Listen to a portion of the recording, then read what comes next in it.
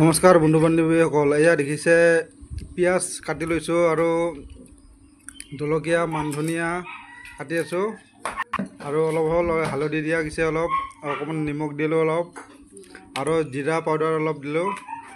দি পেলাই এতিয়া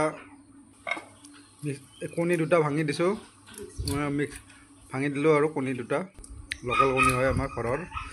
তাৰপিছত এতিয়া মিক্স কৰি ল'লোঁ ধুনীয়া কৰি। মিক্স কৰিলে এই ৰুটি বনাইছিলোঁ, ৰুটিটো ফুলা আছিলে। তাৰপিছত এতিয়া এইখিনি মিক্স কৰি ইয়াতে ভৰাই দিলোঁ ভিতৰত, মানে মিক্সিতে ভৰাই দিলে আৰু এতিয়া ধুনীয়াকৈ এই টাৱাত দিয়ে গৈছে। টাৱাত এতিয়া দিলে তেল অকণমান দিলে, তেল অকণমান দি পেলাই এতিয়া উল্টাই দিছে আৰু উল্টাই দিয়াৰ পিছত আকৌ এতিয়া তাৰ ভিতৰত মানে ধুনীয়াকৈ সিজি গৈছে আৰু খাবৰ যোগ্য হৈ গ'ল আৰু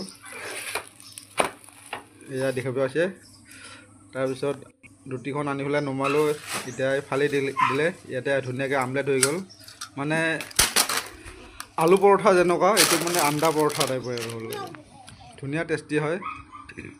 এক্সট্ৰাকৈ কৰিব নালাগে আৰু ভালকৈ ভাল লগা হয় আৰু খাবলৈ।